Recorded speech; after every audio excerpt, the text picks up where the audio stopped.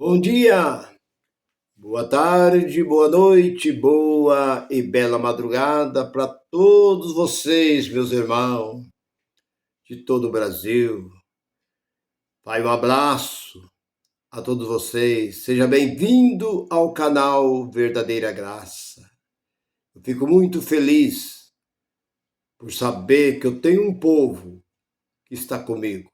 Estamos juntos, estamos nessa. E isso muito me alegra. Falo com prazer, gosto do que faço, faço aquilo que gosto. Então eu tenho uma palavra para nós. E o título da palavra, da mensagem é essa: não tentarás a Deus. Deus não pode ser tentado. Nós vemos, há muitos tentando Deus. E quem mais tenta Deus? São aqueles que são ímpios? São aqueles que não são crentes? São os que tentam Deus? Não. Quem tenta Deus são os próprios crentes. São os que mais tentam Deus. Nós olhamos na palavra que Deus não pode ser tentado. Lá no capítulo, me parece que foi Moisés quem disse, quando o povo começaram a pecar, Moisés diz: não tentarás o Senhor teu Deus. Quando o povo ali estava dançando, estava fazendo aquela bagunça, estava tentando Deus. E Moisés disse: não tentarás o Senhor teu Deus. E olhamos aqui também na passagem da Nova Aliança. A gente chama de Nova Aliança, mas na verdade ainda é Velha Aliança, porque os 4 livros, Mateus, Marcos, João e Lucas, ali ainda estava dentro da Velha Aliança. Então, Jesus disse: não tentarás o Senhor teu Deus. Ele disse para quem? Quem é que estava? Era o diabo que estava tentando Jesus. Jesus estava sendo tentado pelo diabo. Mas aonde está escrito isso? Deus ser tentado pelo diabo? Ué, lá no livro, lá de Tiago, capítulo 1, versículo 13. Deus não pode ser tentado. A Deus ninguém tenta. E aí? E olhando também para o capítulo 10, versículo 11 de Coríntios, diz que o mal, ninguém é tentado pelo mal. Então, que diabo é esse que anda tentando que os crentes, tudo que acontece com os crentes, eles falam que é o diabo? É o diabo. O diabo é o desejo da sua carne. Você olha uma mulher, você cobiça. O que é isso? É o diabo. Você bebe uma, bebe duas, bebe três, é o diabo. Você pega um carro, sai correndo em alta velocidade, é o diabo. Você arruma uma confusão, é o diabo. Você compra e não paga, é o diabo. Você fuma droga, vai para a biqueira fumar droga, é o diabo. Tudo você descarrega em cima do diabo. O diabo, como se diz uma vez que o diabo estava chorando na esquina. Alguém diz: por que você está chorando, diabo? Porque eu sou muito caluniado.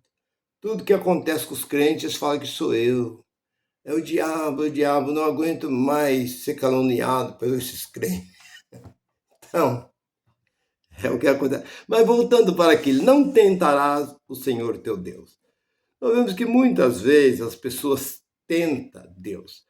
Se olhando lá para aquela passagem, lá que no capítulo 4 de Mateus, onde Jesus estava lá no alto do monte e disse: tudo isso te darei se tu prostrar e me adorar.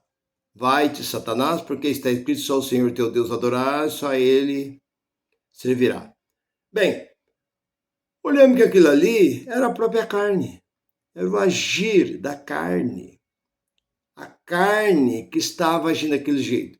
Porque se o diabo, como os crentes dizem, que o mundo jaz do diabo.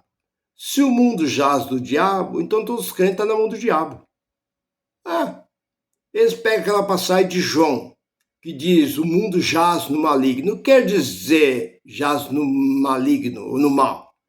O mundo vive debaixo de maldade, é isso que a Bíblia está explicando. Agora os crentes falam assim, irmão, o mundo é do diabo. Se o mundo é do diabo, os crentes então é do diabo, porque tudo aqui é dele. Então aquela passagem que diz que eles torcem, nós vemos eles torcer. Existe uma passagem onde diz assim, que o ladrão não veio senão roubar, matar e destruir. Mas eu vim para que tenham vida e vida com abundância. Eles falam que esse ladrão é o diabo. Eles não lê dizendo ladrão, eles falam assim, o diabo aqui, irmão. Isso eu já ouvi e dezenas ou centenas de vezes. Quando eles chegam no texto 10:10 de João, eles dizem assim, o diabo não veio senão matar e roubar e destruir. Mas eu vim para que tenham vida e vida com abundância. Roubar o quê? Se eles mesmo dizem que o mundo é do diabo, o diabo vai roubar o quê? Roubar já o que é dele? Até vocês, religiosos, são dele. Vocês, com as suas grandes catedrais, vocês aí, com esses grandes impérios, vocês são dele, porque vocês mesmo pregam dizendo que o mundo é dele. Vocês estão aonde? Vocês estão em Marte? Vocês estão na Lua? Vocês estão no mundo e o mundo é dele. Então vocês mesmos estão cavando a cova para vocês mesmos. É aquilo que Jesus diz, vocês com o mosquito engolem um camelo. Vocês esquecem tanta coisa e vivem numa burrice danada. Não tem conhecimento, ou se tem, faz de conta que não tem. Há muitas coisas erradas. Nós vemos aquela passagem onde os apóstolos voltaram. Eles voltaram felizes, ali no capítulo 10 de Lucas. E eles voltaram e falaram assim, Senhor, no teu nome, os demônios sujeitavam.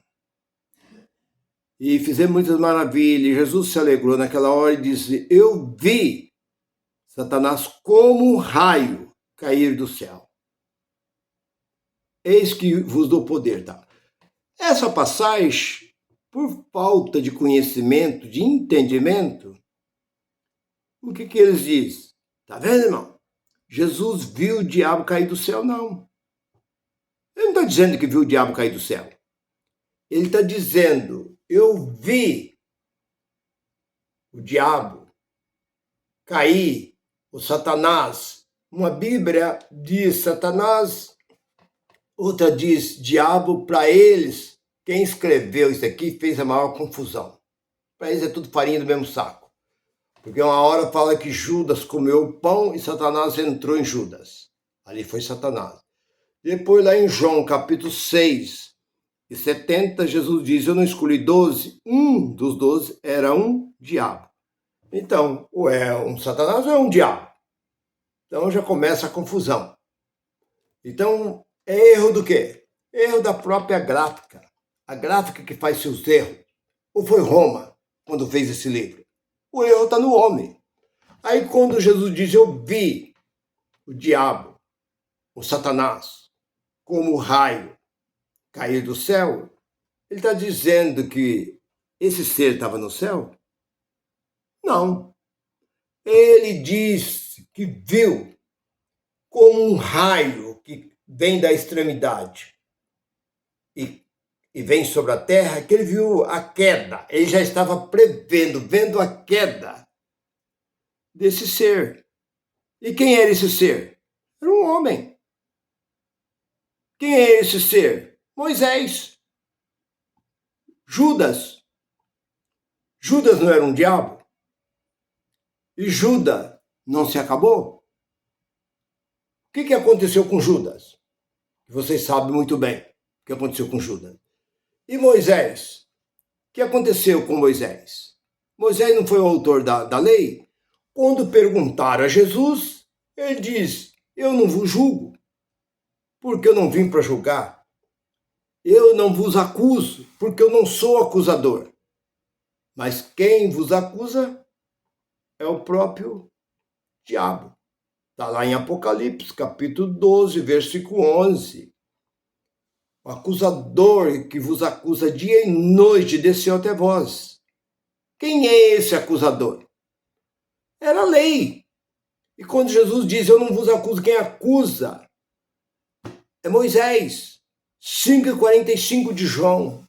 Ele quem está acusando. Aí quando vem naquela passagem, ali que diz, assim como os filhos de Deus se revestiram de carne e sangue, assim também Jesus igualmente se revestiu para desfazer aquele que tinha o domínio da morte, isso é, o diabo. Ele aniquilou o diabo. Como? Quem era o diabo? Era a lei. Você está vendo como é que é a coisa? A própria lei era o diabo. Está lá, em Hebreus 2:14. Ele aniquilou o diabo. Era a lei. Moisés apenas era aquele que estava fazendo o que Deus tinha determinado que ele quisesse, que ele cuidava da lei. Moisés cuidava da lei. Então, olhando, voltando, quando Jesus diz, vi como um raio cair do céu, ele fez uma comparação que isso ia cair, e caiu. Judas caiu e a lei caiu, acabou. Então, por isso que ele diz, eu vi, quer dizer, todo esse poder que hoje, que a lei tinha poder de acusar, de fazer a pessoa pecar, tropeçar, matar, adulterar, tudo que não prestava estava na lei. A lei nunca foi perfeita. A lei nunca foi santa. A lei foi perversa. A lei foi a pior coisa que existiu, porque havia muita maldade na lei, porque no capítulo 10 e 28 de Hebreus, por testemunho de duas pessoas, ou até três, a pessoa podia ser morta sem motivo. Basta alguém falar assim, eu vi o Nilson em tal lugar, assim, saindo do motel, saindo do mato. Eu vi o Nilson fazendo isso. Pronto, acabou. Não é como hoje. A justiça hoje, ela quer prova. Não é eu ir lá e falar, eu vi fulano, não, ela quer prova. E depois da prova, ela vai investigar, para ver se isso é verdade. Mas naquele tempo, não. Naquele tempo, se você não gostasse de uma pessoa, você ia lá perante Moisés e falasse que viu fulano fazendo, eu vi fulano trabalhando dia de sábado, eu vi fulano vindo da cidade montado num jumento, num camelo. Ele ia lá e matava aquela pessoa, você não podia fazer nada. A lei ignorava tudo isso. Então, voltando para o texto que eu estava dizendo, não tentarás o Senhor teu Deus. Então as pessoas têm tentado Deus de várias formas. As pessoas tentam Deus colocando Deus como se Deus fosse empregado deles, como Deus fosse funcionário deles. Eles falam assim, Deus, eu determino agora que o Senhor cura essa mulher agora, que essa mulher seja curada, que essa criança seja curada, né? E tal, eu já vi pregador falar assim, você tem que pôr Deus na parede, você tem que exigir de Deus. Não foi ele que falou? Mas Deus não tem compromisso com o homem. Deus tem compromisso. Jeremias 1:12. Eu velo pela minha palavra. Não tem nada a ver com o homem.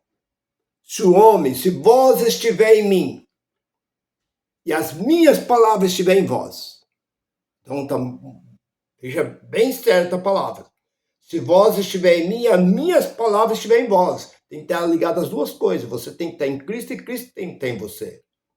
Aí há resposta daquilo que você pede. Senhor, o Senhor vai curar essa mulher agora. Traz ela aqui. Traz essa criança aqui. Eu exijo que o Senhor cure ela agora. Então, escreve o nome dela no livro da vida. Então, eu quero que o Senhor batize ela com o Espírito Santo agora. Eu quero que o Senhor faz isso, aquilo outro. Isso está tentando Deus.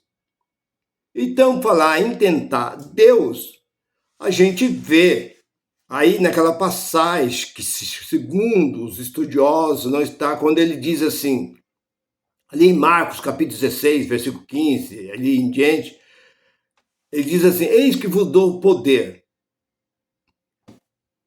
para pisar em serpente, pegar em serpente, pisar em escorpião e toda a força do mal. Colocarão a mão sobre os enfermos, curarão, expulsarão todos os espíritos, e esses sinais seguirão os que crê. Isso vocês falaram no meu nome. E por causa disso, há muita gente que estão fazendo certas coisas para poder, como se diz, provar para o povo que ele tem fé. Mas isso é tentar Deus. Vocês conhecem recentemente aquele pastor que por várias vezes a mulher dele tentou envenenar ele, que foi aquela tal de Flor Denise aí, que tentou envenenar o marido, por várias vezes aí que foi aí uma reportagem no mundo inteiro. E depois ela mesmo confessou por várias vezes, tentou colocar veneno na comida, no alimento dele, ele ia no hospital e tomava remédio, voltava e foram lá e mataram ele a bala.